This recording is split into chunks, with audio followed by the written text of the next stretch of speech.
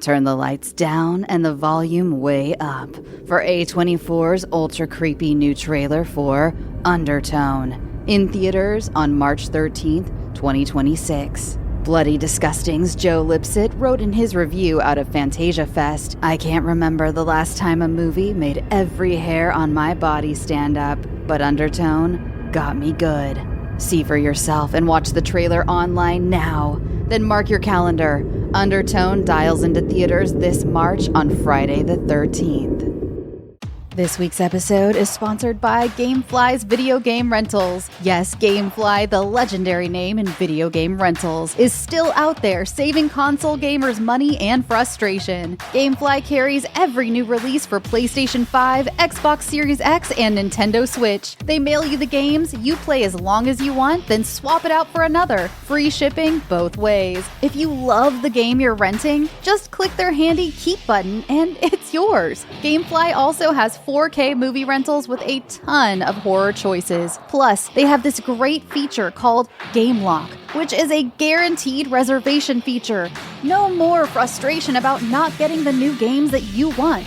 Resident Evil Requiem is dropping soon, so sign up for Gamefly by January 28th and use Game Lock to guarantee your copy for when Resident Evil Requiem launches in February. The first 30 days of Gamefly are absolutely free. Sign up today and start saving tomorrow. Go to Gamefly.com to join. A big city adventure, the bright lights on Broadway, restaurants and bars, and so much more. Once the door shuts, it will never open. Some places never let you leave. You live here now. You live here now. Get tickets now for Return to Silent Hill in theaters, January 23rd.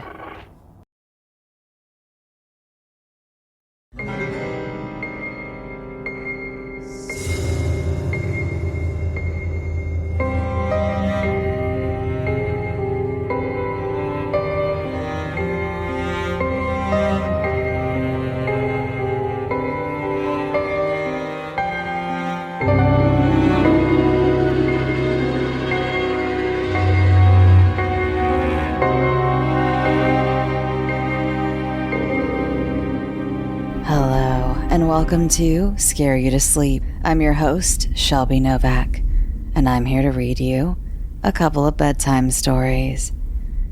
The first story I have for you this evening is by author Z.S. Orchid. This is The Woodsman.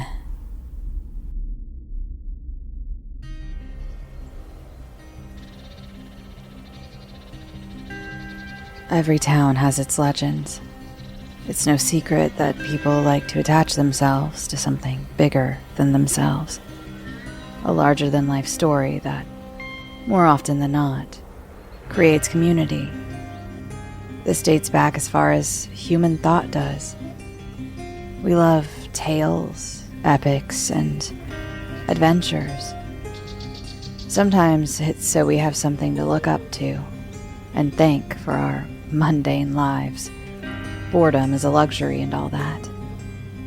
Somebody before us took on daunting tasks, so we didn't have to. Some stories, however, exist to keep us safe, to warn us. My town's legend was about a woodsman. Pretty generic, right? That's certainly what I thought when Jimmy Collender first told me about him. A ghost story about some crazed maniac running around the woods with an axe. Real original. That's the thing people forget, though. Our desensitized nature and privilege allow us to think, oh wow, how boring, about things that are objectively terrifying. Have you ever been chased through the woods by a man with an axe? If you had, I imagine you would feel quite differently. Actually, I know for a fact you would feel quite differently. Those stories we watch and read about teenagers being chopped to pieces don't feel so fun anymore after it really happens. There's no real way to explain the feeling of losing multiple friends at once in such a gruesome way. Telling their story here doesn't even feel right. It feels selfish. They can't be heard anymore. Not unless you go knocking on their headstones. And personally, I think I've had enough of the dead waking up for one lifetime. But I'm still going to tell it. Kids played in nature where I'm from. It's what we did. We didn't fuck with wildlife, and we didn't go by ourselves, and we didn't stay after the moon reared its pale head. Those were our only rules. Parents knew there was drinking and fooling around going on out there, but hell, they all did it too. They'd be hypocrites to try and impose some chastity or sense of self-righteousness. We all knew it, and everyone always followed the rules. While we did that, we stayed safe. A couple of teenage parents came from it, but I wasn't a part of that group. I was at least smarter than that. No, that's not fair to say. I wasn't. I was far stupider than them. They may have accidentally brought life into the world with poor decision-making, but at least they never cost anyone their lives. I was one of the more reckless among the teenagers in my town at the time. Partying was all I gave a shit about back then. Whatever spiked the dopamine was what I was after. That came in the form of the aforementioned acts, but it also came in the form of stupid stunts. Cliff diving, pull-ups on tree branches, etc. The things you see in short videos on the internet and go, why would anyone do that? Because of the adrenaline rush. The feeling that I was totally and completely invincible. Due to this, I was growing rather tired of following all the rules. I wanted to stay out. I wanted to see the trees in the dark for once. My friends all gave me a sidelong glance when I suggested it. Jimmy Collender specifically looked at me like I was a complete and total moron. Then he started to speak. Jimmy told me that there was a man that haunted the woods at night. While we had free reign of the place when the sun was up, the man was not to be disturbed when it went down. According to Jimmy, it was the ghost of a woodsman from somewhere in the early 1800s. The story goes as such. The man, whose name to this day I do not know, worked near a logging company and was paid by them to assist with the removal of certain trees. The man lived in a cabin smack dab in the middle of the forest and by himself. He was some recluse, and many people kept their distance from him, if it wasn't relative to business. The guy would carry his axe with him everywhere he went, as if it were his fucking wallet. He'd show up to dinners with it, go to meetings with it, only setting it down when he was specifically asked to leave it outside. He gave everyone the willies. He was soft and short-spoken, his words often not making sense to members of polite society. He'd apparently talk about trees as if they were talking to him, that the forest was his friend on a deeper level than just metaphorical. Some reported seeing the man pleasuring himself in certain carved-out areas of trees. He talked about the forest as if it were a lover and a confidant. Most would just ignore his eccentricities due to his work ethic and willingness to cooperate. With time, that cooperation faded. He started arguing with the foreman of the logging company, stating that he wouldn't allow them to remove certain trees. He referred to them by human names, and in some cases, pet names such as darling or baby. The logging company, of course, grew weary of his strangeness and moved to finish their work without his assistance. Well, as you can guess, he didn't take that too well. Smaller equipment started disappearing. Paperwork was messed with. It was ultimately a fool's sabotage, since the company was already made aware of his disdain. Still, he went forward with it. The day came where the loggers moved to remove the specified trees. Nobody even thought about the strange man. That was until he appeared and put his axe in all their heads. 10 men, all dead at his hand. Supposedly, he disappeared after that, vanishing into the woods, only to reappear at night. I wasn't impressed. The story had so many holes and the character was bland and far too vague. I laughed off the warning. I told Jimmy and the others that it was a stupid story, told to keep us kids in line. It didn't have any real purchase. I told them that life wasn't about adhering to superstition and folklore. It was about testing boundaries and feeling free. For fuck's sake, all I wanted to do was stay out a little later. How could this be as daunting a request as it was seeming? Not everyone came around. Just a few other friends whose names I won't disrespect here. Let's call them Carly, Eric, and Brian. 4 kids looking for a way to lengthen our fun.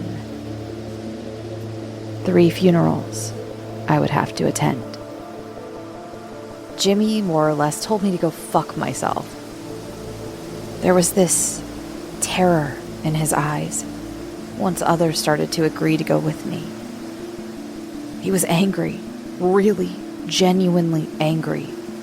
I remember him screaming at me for nearly 10 minutes. His voice had gone hoarse. It cracked from the pressure he was putting on it. I laughed at him again. Called him weak for not wanting to. Jimmy doesn't talk to me anymore. I don't blame him for that. Eric, Carly, Brian, and I decided to sneak out after curfew. We'd bring some weed and liquor and just wander the forest for a bit while the sun was down. I live in the city now, and I can't express to you how much I miss the stars. To see them scattered in the ink of the universe beyond the canopy of trees is a wonder killed by smog. We made it to the forest. That's the first thing we did. We just laid there and got high and counted the stars. It felt mythical. Our hike was much the same feeling. We cracked jokes about how we were the witches of the town now and that we'd stayed up long enough to embrace the moonlight. All in all, none of us were scared of the dark forest. It felt like a magical place. Nature and her bounty laid out before us in this new lack of light. The sound of insects and wind, our only company as we pantomimed witchcraft. We couldn't believe we hadn't done this sooner. A few more drinks and a little more hiking deeper into the forest. We started to hear something. I couldn't tell what it was at first, and had figured it was just branches straining against wind. As we kept walking, however, it started to sound like a voice. No words, just a guttural noise coming from a human mouth. It wasn't hard to tell that it was grunting. All of us stopped walking. There was an adult out here looking for us. We were sure of it. We crept along the trees to see whose parent had followed us out here. What I saw is imprinted in my head forever. The noise was coming from a clearing in the center of some taller trees. The grunting was loud and repetitive, like someone was doing consistent, laborious work. No one wanted to look to see what was happening, so I volunteered. As the resident daredevil, I wasn't afraid of some weird noises, so I poked my head around the corner. A naked man, pale as the moon itself, was thrusting himself into a log. He was bracing himself on the top of it while he actively fornicated with a fallen tree. I couldn't believe what I was seeing. It was just like Jimmy's story had said. I let out a "holy fucking shit" at full volume, completely startled by my own lack of tact. His movement stopped. His head snapped to look at me. His eyes were black pools. He was bedraggled with long hair and an unkempt beard. This was the Woodsman. Of that, I had no doubt. In that moment, I was struck with a shock that left me motionless. I watched helplessly as the man stood up from the tree he was just bedding and grabbed the axe that had been lying on the ground. I hadn't even seen it. Not until he hurled it towards me. Adrenaline and survival instinct kicked in, and I moved out of the way just in time. Behind me, I heard a wet crack, followed by a piercing scream. I turned around to see the axe embedded in Eric's head. He'd apparently turned to look once he heard me speak. His eyes went lifeless, and his head was split open like a coconut. Carly and Brian were shrieking, and I instantly sobered up. "Fucking run!" I managed to get out before the man stood up and started to sprint towards us. I got one last glance at Eric before I ran past. It was intense, a visual that will haunt me forever. Eric's head was cut straight down the middle, brain matter only blocked by the blade and the axe. But blood and chunks of skull had splintered and fallen to the ground. He looked so still, stripped from this life in a moment's notice. I moved without thought. I tried to use the trees as cover as I ran. Brian and Carly were lagging behind me, and honestly, I didn't care. After seeing the state Eric was in, I just didn't want it to be me. The man was gaining traction. He was hollering after us in this broken voice. I could barely make out what he was saying, shouting about accosting him and his lover and other varying insanities. We were being haunted by the ghost of some tree fucker. It was unreal. It was complete madness. My heart was hammering in my ears and my blood was hot. I only slowed when I heard him land on top of Carly. I turned to see her get pressed into a tree in front of her. He'd shoved her face into a branch. It went straight through her eye. She was held like a piñata in place by the puncture wound through her head. Her screams died as quickly as they came. He swung the axe into her stomach until he'd cut clean through. He let her dangle from the branch while her legs fell from her body along with her intestines. The man didn't even give her a second glance. He pursued.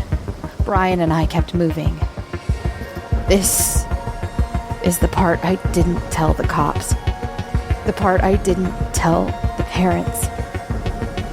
They all think I got lucky that night. But I didn't. Brian and I were parallel as we ran. The forest was so dark we could barely figure out the path we had taken to get there. He was blubbering about losing Carly and Eric, and I just wanted to get the fuck out of there.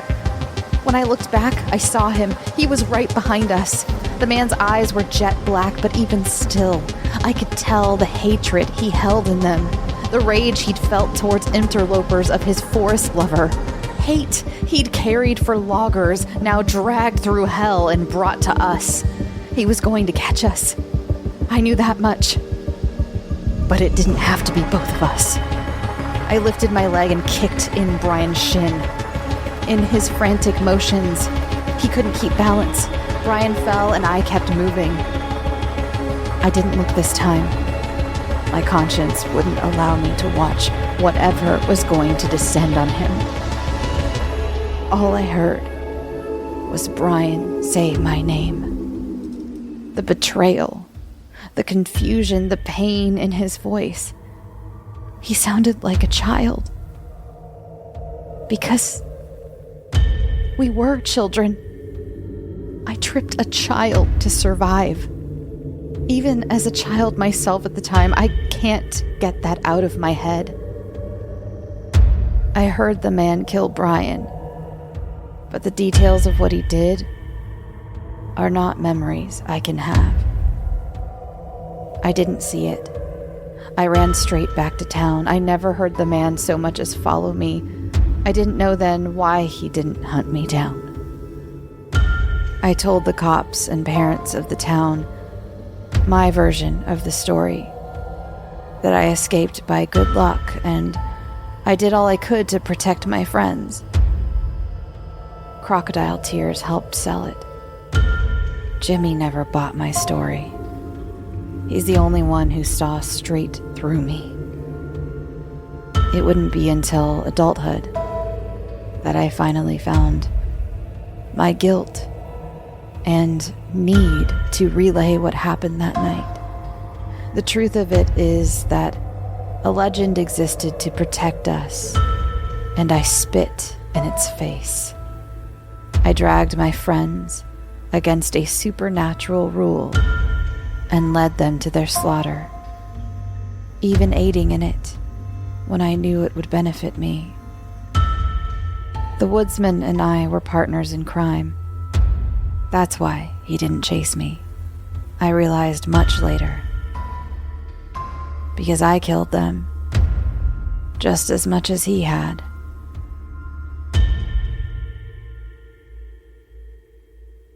Escape to nature. Protect your peace. The path is before you. It never ends. It never ends. Some places never let you leave. You live here now. You live here now. Get tickets now for Return to Silent Hill. In theaters, January 23rd.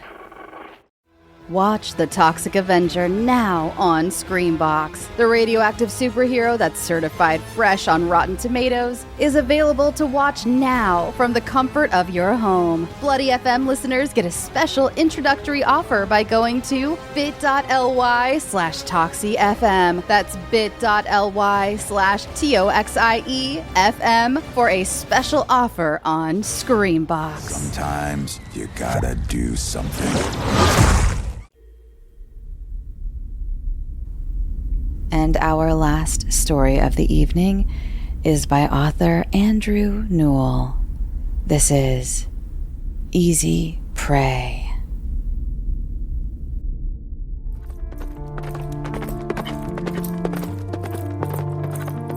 Feeling wind against her face as Dex galloped across her parents' farmland, hands gripping reins, body moving forward, up and down in time with the run, feeling her heart pounding out of pure excitement. Memories were everything now, as 25-year-old Danielle faced life with no physical feelings, just sights, sounds, thoughts. Nurses, domestics, monitors beeping, and thoughts of how something wasn't right in the ward tonight. Forcing her eyes towards her window, a dark-clad male strode towards her room. It was past time for visitors. Was he a doctor? As he reached Danielle's door, a staff nurse approached him. Without breaking his stride, he waved his hand, dismissing the nurse, who immediately continued about her business. Middle-aged, black jacket and trousers, black shirt or dark gray or something, now inside her room. He looked down at her. Panic hit. She wanted to call out. Her voice was too weak. His gaze moved from her cervical collar down to her bare arm, which he lifted to his lips. She caught sight of 2 teeth, pointed, protruding longer than his others. She felt nothing of his touch or bite. It could have been anyone's arm. His eyes closed at the first trickle of life-preserving liquid. When he finished, she watched him leave. ignored by all. The following morning, Danielle was awakened by Aaron. "Thirsty." Her voice was a whisper. "I'll get you some water," Aaron advised. "Then we'll get you ready, okay, Danielle?" Aaron arrived with a cup of water and a straw. "Here you go." She sipped. The water did nothing.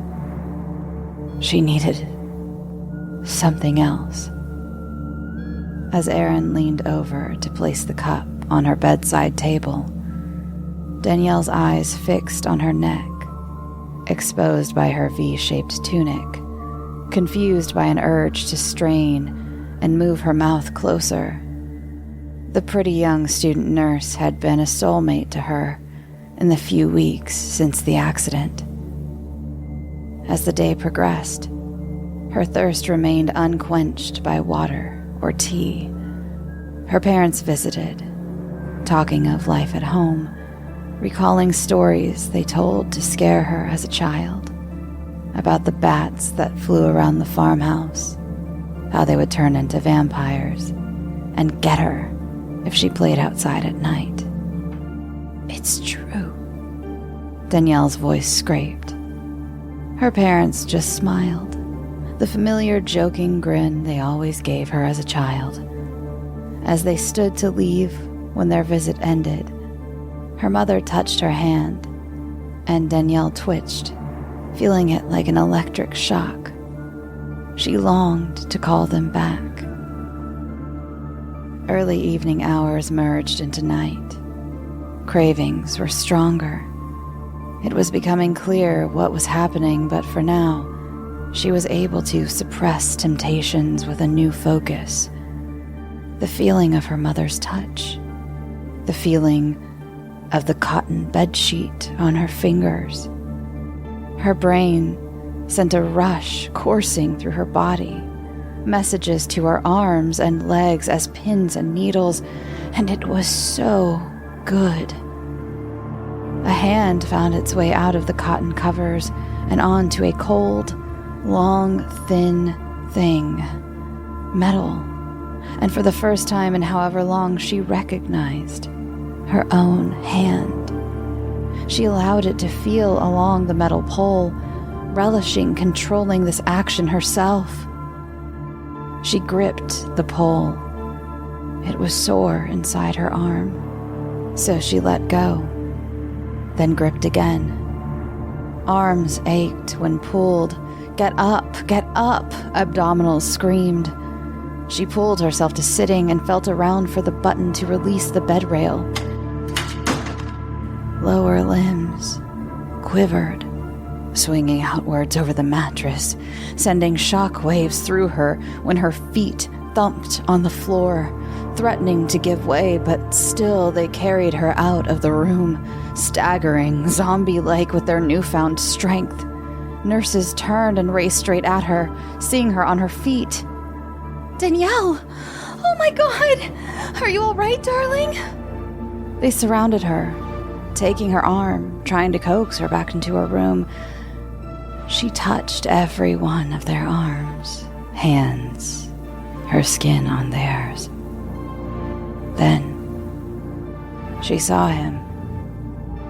When he was almost upon them, they turned. As before, he waved his hand, sending each to stand trance-like. He appeared surprised at what he saw. Then, proud, smug. Then he beckoned Aaron over to him. The student nurse obeyed and stood beside him. He looked at Danielle and pointed to Aaron's neck. She stared at the girl's throat, a throbbing vein, teasing. She shut her eyes tight and shook her head. "No, please, not her," she pleaded, voice rediscovering some tone. He signaled them all to stand together, facing her, tempting, his commanding finger pointing to Danielle's legs and body as though claiming responsibility for this new life, a second chance, and how dare she refuse? Danielle knew if she did as he commanded, her limbs would continue to strengthen. But none of them deserved this. They all cared for her. She screamed, "No!" shaking her fist, stamping her feet. Her face grimaced in disbelief, and he swung his arm, slapping her hard across her face, throwing it to the side. She cried out in pain and shock. She smiled at the same pain and shock. An involuntary giggle. He'd hit her. She felt her face sting. She was okay. She laughed. He whirled around, storming out of the ward. Danielle returned to her parents' farmhouse the following day. Daylight was spent indoors. Her mother and father declined interviews with newspapers and e-zines who wanted the story of their daughter's miracle recovery. Danielle told Aaron she could have it for her dissertation. When night fell, she dragged Dex's saddle to his pen. The Clydesdale trotted over, tail swishing. She never blamed him for her accident. She rested her face, resting against his, arms wrapped around his neck, thick, muscular, pulsating with blood, perhaps powerful enough to sustain her. Opening the pen gate, she prepared him for riding, one foot in the stirrup. She strained herself up on the saddle with what strength she had. She needed blood. She could take a drop from Dex one night and a drop from each of the cows every other night. They probably wouldn't notice, but would she survive on animals' blood? What was her alternative? She didn't want to kill. As Danielle prepared to ride, bats swooped low as always, though never hit. One circled a few feet ahead. Danielle knew it was him, and knew he would return to tempt her. When he circled, the others flew on. Maybe they weren't under his spell. Maybe this vampire wasn't as powerful as he appeared. The night wind against her face as Dex galloped across her parents' farmland. Hands gripped reins, body moving forward, up and down, in time with the run. She felt it all. As she rode, she plotted the vampire's downfall. She could challenge him. She could try and restrain him until sunrise, when she would either return to her paralyzed state, or they would both perish. As she contemplated the impending fight, she enjoyed feeling her heart pounding. Pure excitement.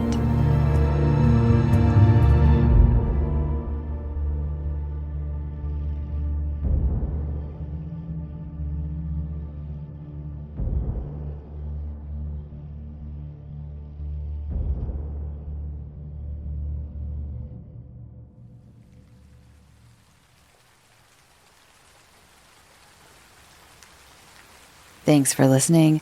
Thank you to my two authors tonight, Z.S. Orchid and Andrew Newall, for both of your wonderful stories. I hope I did them justice. If you would like more Scare You to Sleep, or you'd like to follow along with any news, you can follow the show on social media at Scare You to Sleep on all the socials, or you can follow me personally at Shelby B. Novak. I mostly stick around Instagram these days. And you can follow the show, or you can join the Patreon page, Scare You to Sleep, or patreon.com/Scare You to Sleep. And let's see you get bonus episodes and ad-free episodes there. There's also a Facebook page. There's a Facebook spin-off page called Scare You to Eat. So look for those, or Facebook groups. They're not pages. I think that's a difference on Facebook. But yes, there are groups you can join. And I believe that's all this. Oh, if you have stories you'd like to submit to the show, send them to scareyoutosleep@gmail.com. If it is a true story, please put that in the subject line. I also like a lot of you have started putting fictional submission in the subject line as well. So both of those are very helpful for me to organize my emails and get to your stories as quickly as I can. You can also find me on 2 other podcasts, on the Bloody Disgusting podcast every single week. And you can find me on the Lady Killers podcast very frequently, probably not every week, but very frequently. And you can go listen to the most recent episode I was on. We discussed the movie Goodnight Mommy, the original. And soon to be out is I will be discussing with them The Ugly Stepsister. So check those out as well. And for Baking Corner this week, sorry I'm going through these a little fast. I have a little bit of a sinus issue. If you can hear it, some of you can hear everything that happens in my voice. I get emails from you. From one person in particular that seems to have a knack for knowing every time I'm having even the tiniest bit of allergies. It's pretty specific. It's pretty, I don't want to say eerie, but there is someone who emails me every time my voice is raspier than normal. So this is for you, I guess. But I am having some sinus issues, and so sorry to wrap this up the ramble a little more quickly than usual for those of you who like the rambles. But I will say, Baking Corner, I did make an orange yogurt cake this week. I love making the French yogurt cakes, and I usually flavor mine with vanilla and orange.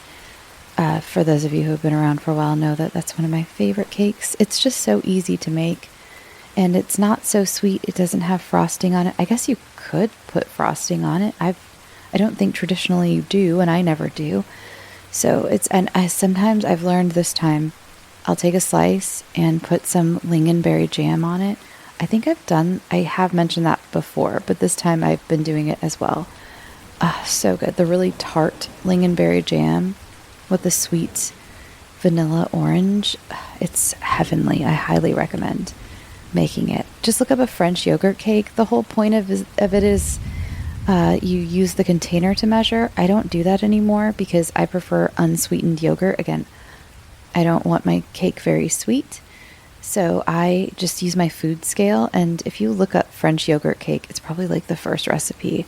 And it has the recipe for the container, but it also has the measurements in ounces or grams for all of the ingredients. So I use my food scale, and that's how I do that. If you don't want to buy the fancy little yogurt containers, little glass ones, that's the measurement it uses. In this economy, just buy a tub of yogurt and then measure it out, But you can flavor it however you'd like. That's just how I flavor it, to give you some inspiration if you'd like any. Or tell me how you flavor yours if you end up making it. I thought about using cherries. I have some cherries that something needs to be done with them. I think I might make a cherry compote soon, but okay, I'm gonna go. I feel I get really self-conscious when I have a little bit of a cold or, again, a sinus thing. I personally don't, I don't know, this is such a specific weird thing of mine. I don't like listening when people sound sick. It makes me feel sick. And so then I feel like other people have the same weird neuroses that I have. And I don't think you do, but I'm going to go so you don't have to keep hearing my weird sinuses. And I hope you have a wonderful weekend and a wonderful week. And I love you. And go get some sleep. Sweet dreams.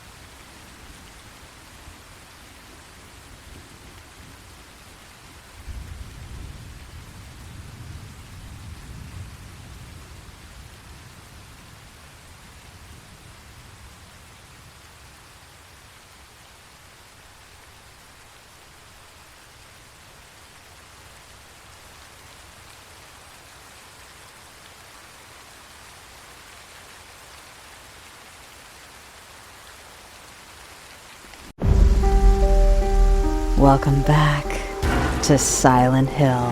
You did it, didn't you, Jimmy? You woke him up. Based on the groundbreaking video game Silent Hill 2. No one said it would be easy. Get tickets now for Return to Silent Hill, exclusively in theaters January 23rd. Watch The Toxic Avenger now on Screambox. The radioactive superhero that's certified fresh on Rotten Tomatoes is available to watch now from the comfort of your home. Bloody FM listeners get a special introductory offer by going to bit.ly/ToxyFM. That's bit.ly/ToxieFM for a special offer on Screambox. Sometimes you gotta do something.